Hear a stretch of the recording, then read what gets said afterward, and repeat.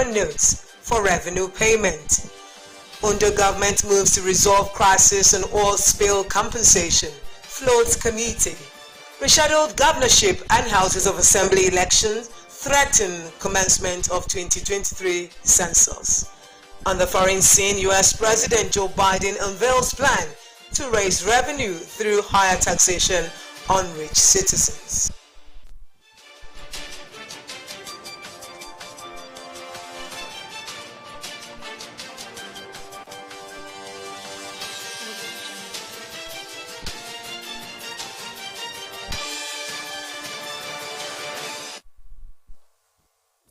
Good evening and welcome. Thank you for joining us on the news at 7. I am Obi Chukwemeka Oti.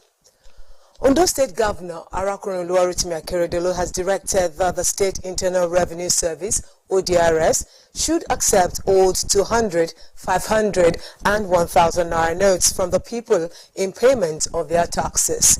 While speaking to journalists, the Executive Chairman of Ondo State Internal Revenue Service, ODRS, Mr. Tolu Adegbiye, stated that the agency has informed all its agents across the 18 local government areas who sell revenue tickets to Okada riders, taxi drivers, and others that the old Naira notes should be accepted. Mr. Adegbiye said the decision was reached in line with Governor Akeredolu's directive that all the old notes still remain legal tender, according to the Supreme Court of Nigeria. The ODRS chairman also stated that the agency has migrated all payments for road taxes to an online platform. Mr. Adegbiye urged the people to visit the agency's various offices on all issues relating to revenues, taxes, and renewal of driver's licenses, among others. Meanwhile, reports reaching out says from the popular Shasha market in Akure says traders are rejecting the old Naira notes from the public. According to an eyewitness, Mrs. Francisca Olukayode, the traders insisted that government should direct them to collect the old notes through their Seriki. The situation made it impossible for numerous people who had visited the market for different commercial activities to meet their targets, while inflicting more hardships on them.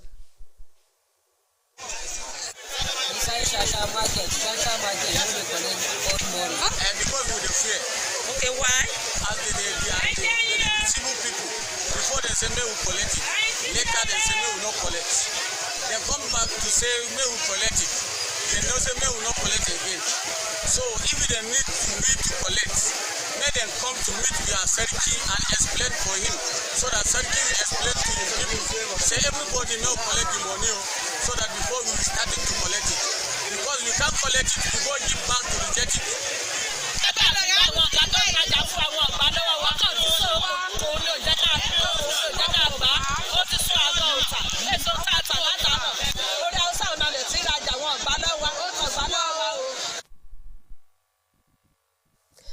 Now, Ondo State Governor Oluwarotimi Akeredolu has constituted a reconciliation committee to look into the crisis occasioned by the oil spill compensation paid to Ayetoro community in Ilaje local government area of the state. The constitution of the committee by the governor is aimed at finding lasting solution to the crisis in the community arising from the disagreement on issues bordering on leadership and oil spill compensation. A statement by the governor's chief press secretary, Richard Olatunde, said Dr. Olawumi Ilawole is the chairman of the committee. Other members of the committee include Mr. Ugo Oji, Justice Brozin as secretary, while Primate Afolabi Aboyewa will serve as member. The committee's terms of reference include, but not limited to, investigate the remote and immediate cause of the disagreement, as well as determine and work out amicable resolution of the oil spill compensation. The committee has 3 weeks to complete its assignment and report back to the governor.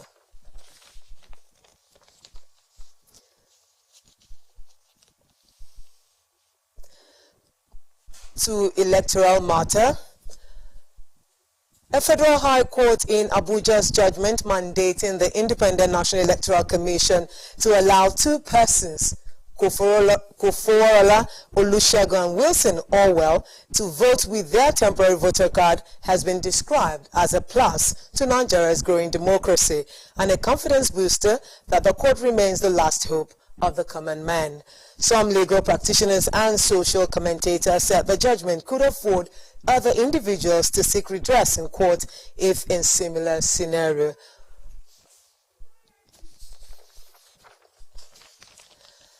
In a related development, the National Broadcasting Commission, NBC, has vowed to shut down broadcast stations whose activities can undermine peaceful coexistence. NBC's Director General Balarabe Ilela gave the warning at a meeting with broadcast stations on the coverage of the February 25 presidential and National Assembly elections in Abuja. Ilela said the NBC will not hesitate to shut or revoke the license of any broadcast station when convinced that its activities are capable of undermining the peaceful coexistence of the country, adding that any further breaches of the Nigerian Broadcasting Code and Act will no longer be tolerated. Staying with electoral matter, the Supreme Court has affirmed Rufai Hanga as senator-elect for Kano Central Senatorial District over the platform of the New Nigeria's People's Party, NNPP. The Apex Court also removed former governor of Kano State, Ibrahim Shekarau, as the candidate of the NNPP in the February 25 national election. Delivering judgment in an appeal brought before it by the Independent National Electoral Commission, the court upheld the judgments of the Federal High Court and the Court of Appeal, both in Abuja, which had earlier upheld the candidature of Rufai Hanga as the candidate of the party. In the judgment prepared by Justice Uwani Abaji, but delivered by Justice Emmanuel Ajim, the Supreme Court held that the INEC's appeal lacked merit and substance and dismissed it.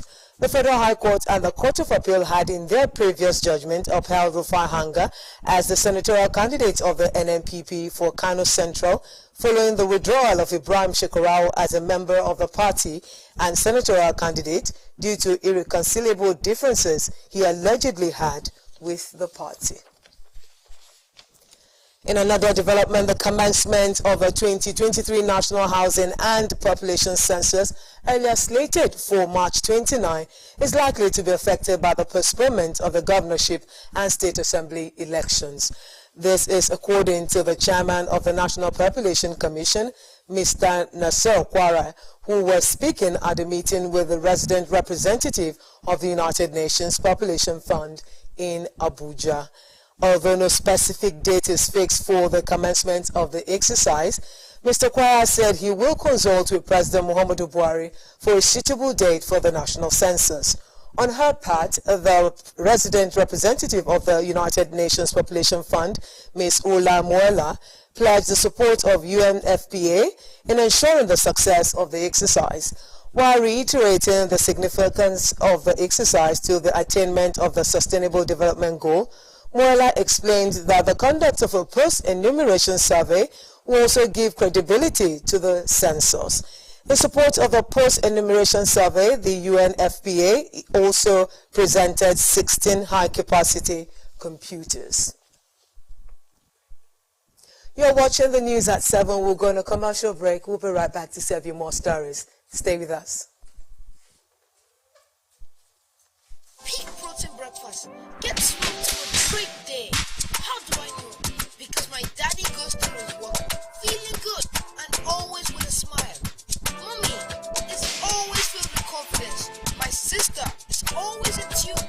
And for me, learning new things becomes absolute fun. Because all day and every day, the peak goes on. Start your day with a peak protein breakfast. Peak. Reach for your peak.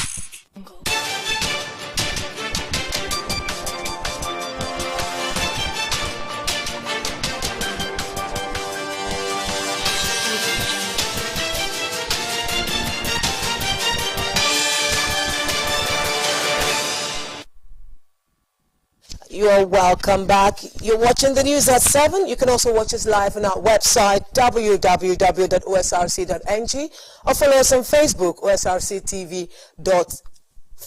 TV, and on YouTube you can subscribe to our channel, OSRC TV Ondo. Now to the rest of the news. For the first time in 17 years, Nigeria, Africa's biggest economy, is gearing up for the conduct of a population and housing census.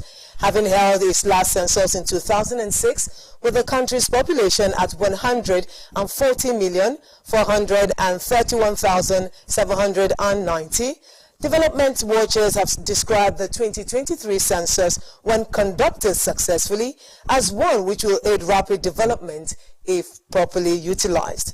Osrc Zaid Oribisala takes a look at the importance of the population and housing census and the strategies being put in place for its conduct. The question about what Nigeria's population is often elicits different responses. For some, the biggest black nation in the world has a population of around 200 million people, while for others, that projection is not a true reflection of things. Nigeria's failure to conduct a population census in the last 16 years since the 2006 population census, which pegged the country's population at 140,431,790, is believed to have done more harm than good. For over a very long period, we have refused to review our population. We are only speculating, saying that we are 200 million people in Nigeria. But if we get accurate data, for us to be able to plan as town planner, to share resources, to be able to earmark our land that is fused in nature for the different components of the environment will be much easier. In fact, without data, data is the basis upon which we can do effective planning and resource allocation. In less than a month's time, a population census will once again be conducted across the country with the aim of collating relevant data for national planning. Economic expert Olaoluwa Bankole advocates for more attention to be accorded to data collection in Nigeria. The fact that you also need population to determine the seat that is allocated to a state. For instance, everybody used to say that in Nigeria now, Kano State has the largest electoral college in terms of the number of House of Representatives that they have. We know that every state has three senators, the big and the small. But for House of Representatives, it is the population that is used to determine the number of seats that will be allocated to a particular state. So you can see that in all of this, it's very, very important that a country actually know what the population census, the number of the people that are living within it, within a given period of time, because without that, it's just like somebody groping in the dark. According to Ondo State Director of National Population Commission, Oluyemi Falusi, the 2023 census will be carried out with the aid of technology for efficiency. We are not going to use biro paper to collect the information, and we've also started being digital right from the enumeration area demarcation, which is the division of large areas into smaller units that can be easily counted by one or two enumerators during the census. So we are using digital maps that are in our PDAs, that's our phones. We are using apps to collect information, and even the transmission of results or returns is also going to be digital. There is a central dashboard that will be in Abuja that, as the work is going on, everything about the work is being monitored. Falusi will explain that the Population Commission has embarked on training of personnel for the exercise, sought cooperation of residents for an overall success. And census is just not the aggregate number that how many are we? No, it's beyond that. How many are we, and how are we? What are we? The differences in sex, male, female, types of buildings, even the structure of construction of buildings, almost everything that we can call information about human being and their environment, we are collecting for this census. So it's useful for students who want to do their research projects, useful for private individuals who want to start businesses. You can get the number of children in an environment. Maybe you want to start a nursery primary school, you want to build an industry, you can do your estimate and a lot of other planning. with the census results. The 2023 Population and Housing Census is scheduled to hold between March 29th and April the 2nd. Sahida Arabisala, Osrc News. Sequel to the Nigerian Meteorological Agency NIMET predictions of early commencement of rainfall this year, some parts of the country have started witnessing downpour, including Ondo State. Joy Pius, who spoke with experts on implications of early rainfall on farming activities, particularly production of food crops, reports that farmers were warned against early commencement of planting to prevent loss of crops, rather to be patient and observe the trend of the rain before planting.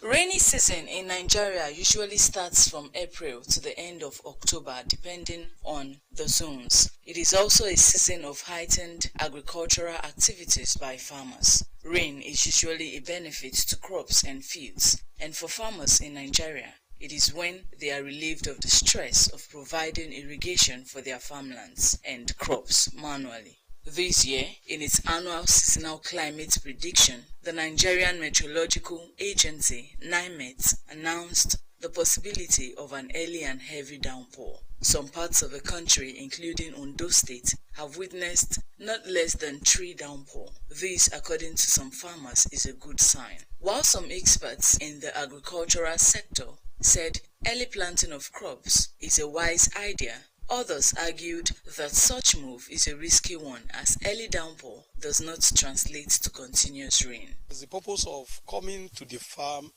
at the onset of rainy season or towards the end of dry season is for us to plant early so that we can make use of the advantage of going to the field and having our crop early enough and get the best market for it. The danger about delaying planting is the fact that the weeds will take over the land that they have prepared. Okay, so if they don't plant on time and they're still waiting whether the rain will have stabilized or will not come, nobody can predict God. Rainfall is from God, so nobody can actually predict when it will start raining or when the rain will stabilize.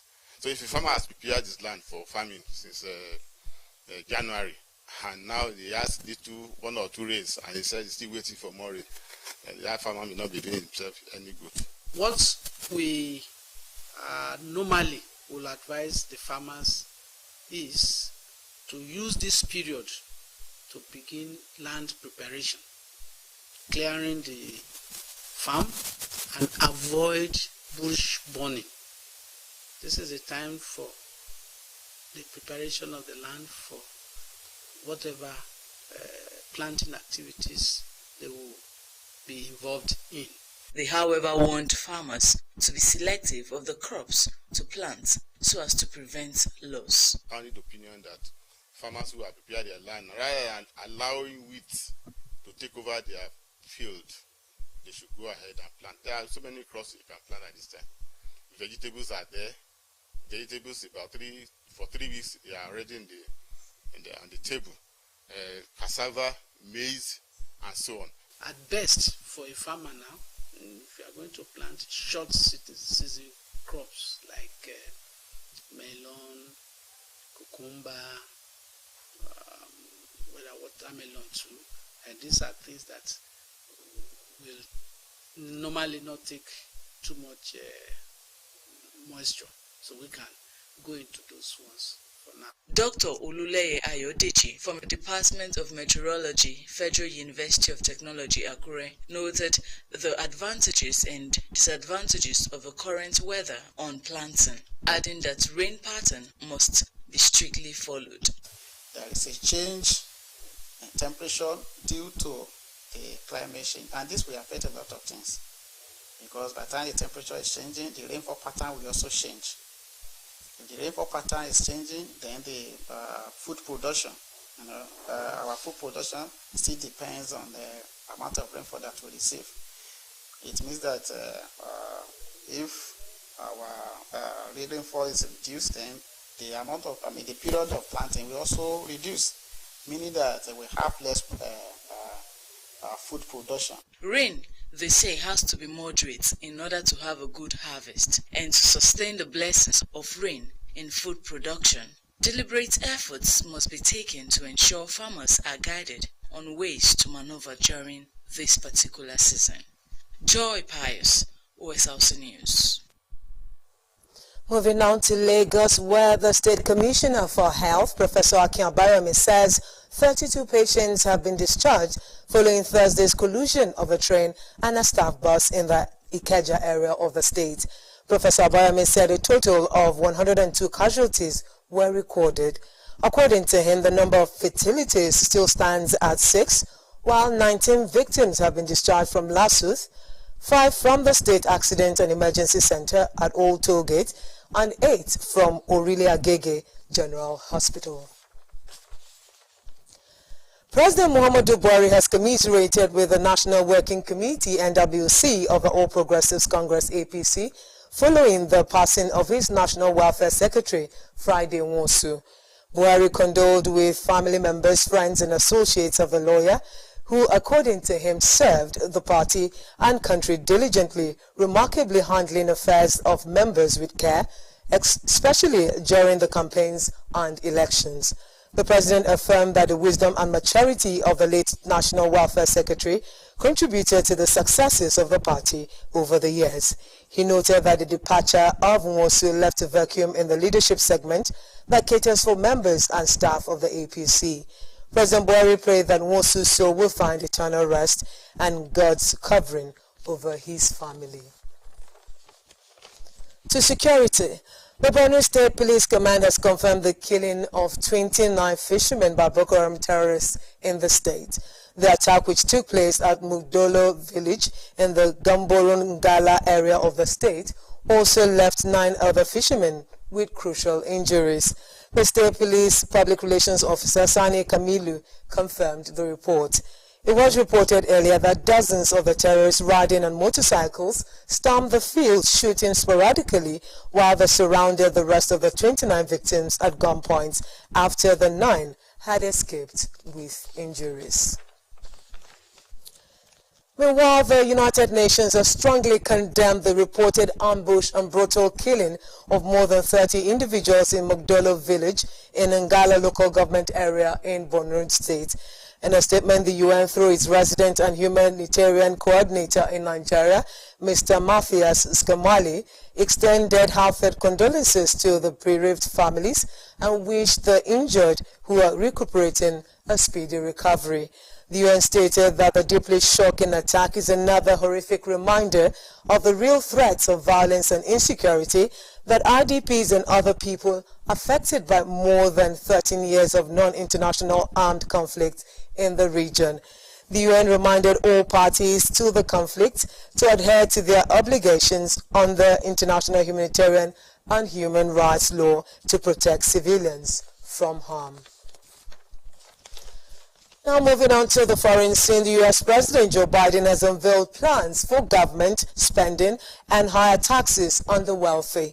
He chose the swing state of Pennsylvania to review proposals for the 2022 budget.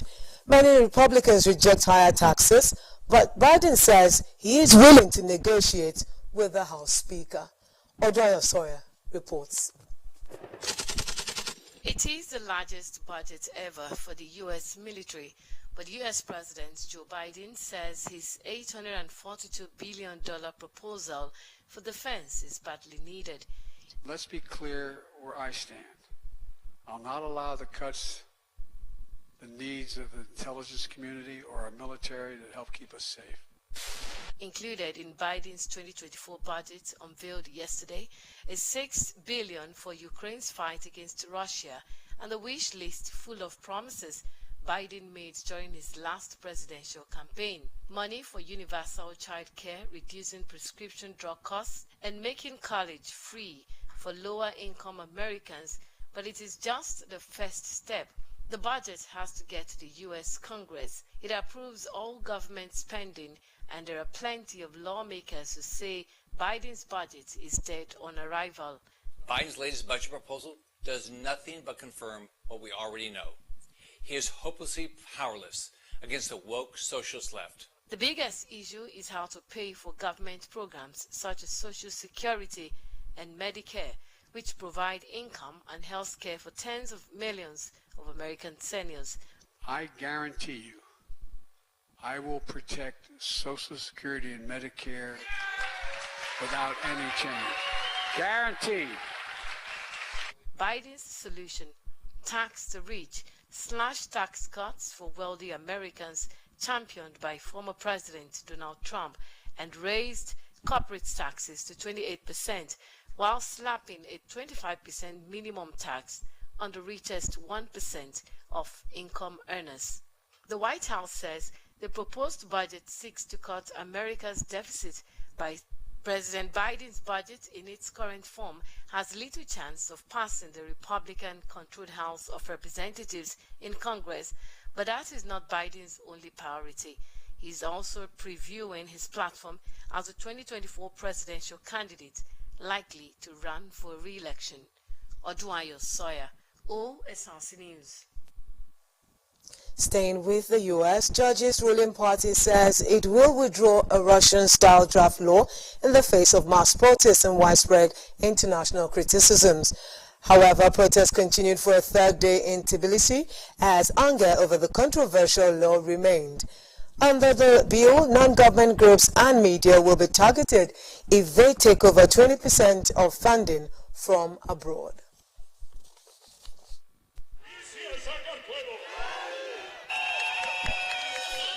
We don't really want to be part of Russia and everything they're doing. The whole Georgia is against it, actually. We want more integration in Europe. This is our goal. This is our main request. This we want to be part of Europe. Russian aggression against Georgia and Russian aggression against Ukraine are parts just of the same picture of Putin's policy to restore his influence in the his neighborhood and restore some new version of the Soviet Union.